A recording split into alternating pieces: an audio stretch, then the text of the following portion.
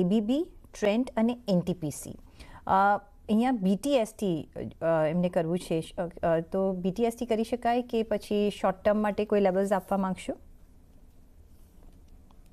સો વાત કરીએ આપણે સૌથી પહેલા એનટીપીસીની, તો એનટીપીસી અત્યારના કરંટ લેવલ પર ઘણો એટ્રેક્ટિવ લાગી રહ્યો છે. તમે એનટીપીસી ને બીટીએસટી માટે યા તો શોર્ટ ટર્મ મોમેન્ટમ તમારે પ્લે કરવું હોય તો એના માટે ટ્રેડ કરીને ચાલી શકો છો.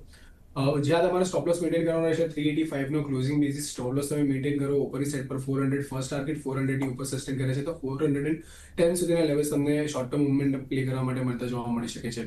સેકન્ડલી વાત કરીએ ટ્રેન્ડની, તો ટ્રેન્ડને ફિલહાલ માટે થોડું અવોઇડ કરીને ચાલી શકાય એવું છે, કારણ કે એની ચોઈસ ઘણો કરેક્ટ થઈ ગયો છે અને એક ડાઉનવર્ડ મૂવિંગ ચેનલની અંદર કામકાજ કરી રહ્યો છે. લોઅર હાઈ લોઅર લો ફોર્મેશન ફોર્મ કરી રહ્યો છે, તો બીટીએસટી કરીને ચાલવાની સલાહ નહીં રહે. ના તો આને શોર્ટ ટર્મ પ્લે માટે તમે આને ધ્યાન રાખી શકો છો. પરંતુ યસ, તમારે અગર એબીબી ઇન્ડિયાને જોવું હોય તો એબીબી ઇન્ડિયા પણ કરન્ટલી બહુ સારા લેવલ્સ પર આપણને કામકાજ કરતો જોવા મળી રહ્યો છે. રાઉન્ડિંગ બોટમનું બ્રેકઆઉટ રિસેન્ટલી આપણને કન્ફર્મ થતો જોવા મળ્યું છે. તો ઘણા બધા પેરામીટર્સ પર અત્યારે એબીબી લિમિટેડ ઘણા અટ્રેક્ટિવ લેવલ પર લાગી રહ્યો છે. તો 6200 ની આસપાસ સ્ટોપ લોસ તમે અહીંયા ધ્યાનમાં રાખીને ચાલી શકો છો. 6250 તો સોરી.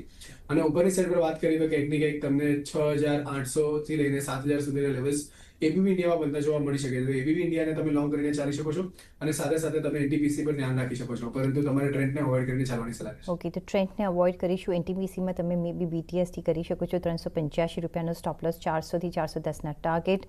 અને એબીબી ઇન્ડિયામાં તમે લોંગ કરી શકો છો. 6250નો એક સ્ટોપ લોસ અહીંયા આપણે મેન્ટેન કરશું.